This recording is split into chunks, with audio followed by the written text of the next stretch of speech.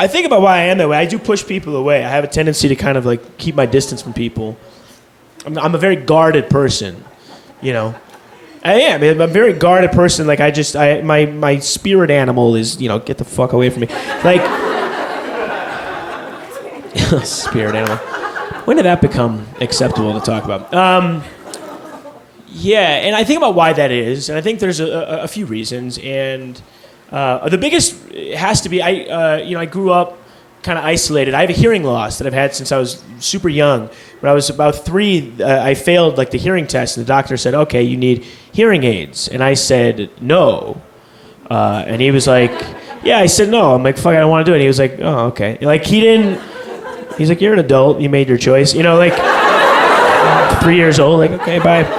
You know, but so I did not start wearing them until I was 21, and I needed them the entire time. And so I went through most of my life just kind of in this weird haze of uncertainty, not really knowing what people were saying. I had a very difficult time engaging, so I was very much on the defensive when, and it was fucked up because, you know, people, like, you can't ask people to repeat themselves, like, you might, because people don't like that. I don't know if you had experience with that, where people are going, like, what? You get, like, one what per friendship. Like, you get one, you can play that card once. After that, they're moving on to a dude who can hear. They're not gonna, like, I would do the same thing. Like, don't feel bad for me either. I'm not better than that. I know that because I've been on the other side of it. I can hear okay now, and my grandma is 84 years old, can't hear shit. She rapidly lost her hearing, cannot hear shit. And I talked to her, I'm like, anytime I say something to her, she's like, huh? And I'm like, just fucking die already. Like, what is going on? That's my first thought. That's my first thought. I love her. I don't want anything bad to happen to my grandma. But I also don't want to say what I just said again. So, like, something's got to give. It might as well be the person who can only eat sweet potatoes. You know, that's really... She had 83 good years. I feel like it's a good run. But my point is I can empathize with my oppressors. That's really the point. I'm not better than them. It's a weird disability. It's a weird thing because, like, even the things that are made to help you, people are a little resistant to. You know, like, I watch movies at home with closed captioning on. That's how I watch them. I've always watched them like that. But when I was younger, I never said anything about it because I didn't want to call attention to myself. I don't want to be different. I was self-conscious, you know.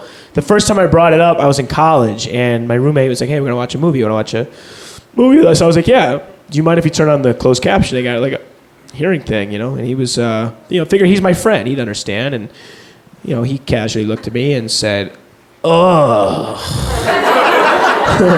He was just like, "Ugh, come on, dude. It sucks. It ruins the movie. Can't we just turn the volume up louder? It's the same." Here's the thing about that. It's not the same, okay? It isn't.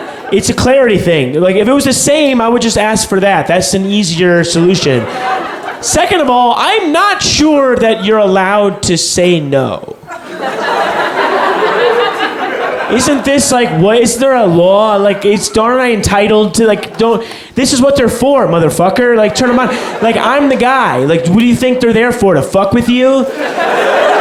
For the people at the gym? Like, no, I'm the guy. Like, they invented this shit for me. Like, I'm it. You look at the back of the box on the DVD, there's like a little ear. It's closed that's my fucking ear. Turn them on. That's a picture of my shitty ear, you psycho. Why? No other disability would this be like, dude, it's like, dude, if your friend was in a wheelchair and he was like, "Hey, do you mind if you take the ramp?" Would you be like, "Oh, come on." The ramp, it's all the way on the other side of the building, dude. The door, the normal door is right here. It's 3 steps. It's 3 steps. Can't you crawl? Aren't your arms supposed to be stronger? You still get up there. It's the same.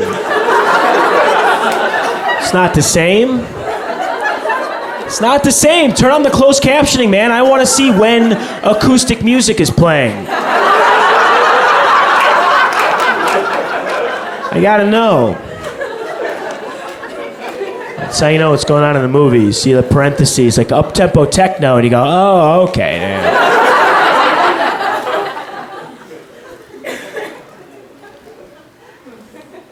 I was confused for a second, but...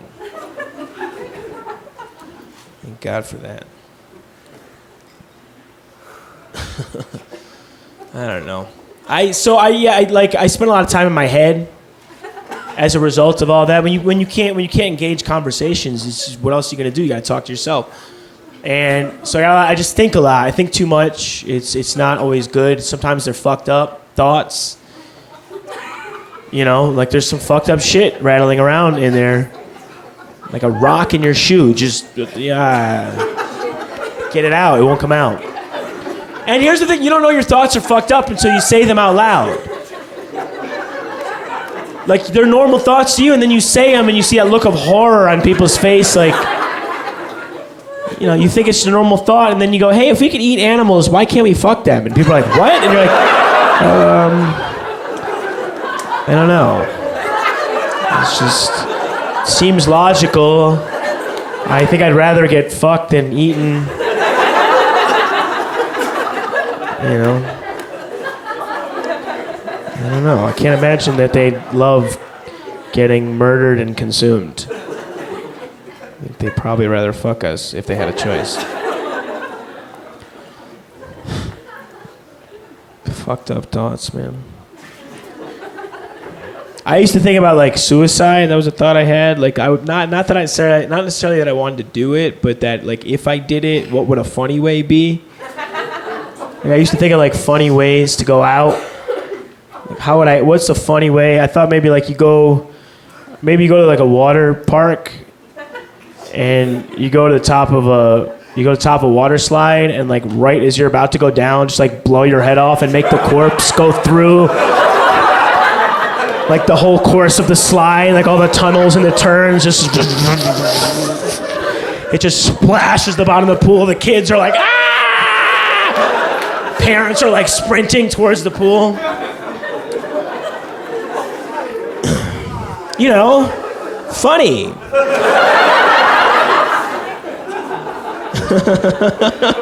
And here's the thing, I kind of think you would think it was funny, even if you were there, even if that was your kid in the pool.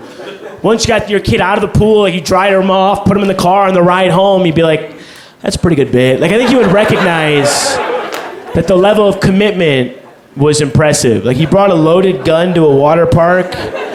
He waited in line up the steps for like 20 minutes. What? He had goggles on? Why do you have goggles on? Fucking who cares if you get water in your eyes, dude? They don't work. Your head's gone. Man, I'm gonna miss that guy. You start growing fond of me. Because that's just some shit I thought, you know, I know I'm not, you know, it's not always appropriate to joke. People, you know, suicide's an interesting subject to me, especially in this arena. There's certain things that are like fucked up to joke about, or certain perspectives to take, I should say, that are fucked up. Suicide's a tough one because sometimes people get really upset, and I don't want to upset anybody, but the people who get upset are never themselves suicidal people, right? There are suicidal people out there, and they fucking love suicide jokes. They love them. I know this. I talk to people. They're like, I love that joke. And I realize it's because, yeah, that's their thing. It's something they can relate to. Everyone has a thing that they can relate to, and you're going to like jokes about it because it's just what you see. Like, if you're married, you might like jokes about marriage because you know it. You hear it, you're like, oh, honey, that's so us, or whatever. You can see yourselves in the jokes, okay? Suicidal person hears a suicide joke, it's the same thing. It's, oh, I'm not going to tell anyone, but that is so me. Like, that is on the money. You're going to find out in a note how good that joke really was. It's cathartic, right? And this is what I think I pieced together, is if you're dealing with those private and painful and personal dark thoughts, you hear someone talk about them and make light of them in a public forum, that's cathartic. You feel a release. You feel less alone. You feel connected to someone outside of your own mind. It's a positive emotion. I don't think it's right to take that away from someone just to spare someone else a moment of discomfort. But I get why people get upset. There was a dude at a show, he's like, that's not funny. You should never joke about that. My nephew killed himself. Do you think that's funny? And I was like, what? No, that's not what I'm talking about at all. I didn't know that happened. That's not funny. That's not funny in the least. That's incredibly sad. I'm sad right now hearing about it, because your nephew would have loved that joke.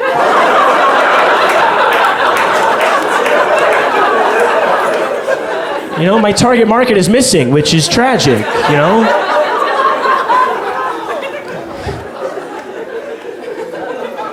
And if he would have, maybe he would have heard, he wouldn't have felt as alone as he did. And that's really so it's a difficult thing to do. And I understand there's going to be people who hate it, and that's okay. I'm okay with that. There's people probably who hearing this right now are like, dude, I fucking hate this joke, and I just want it to end. And it's like, well, yeah, and now you know how suicidal people feel.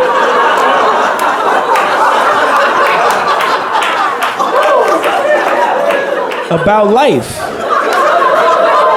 And if we want them to hang in a little bit longer, I think you can too.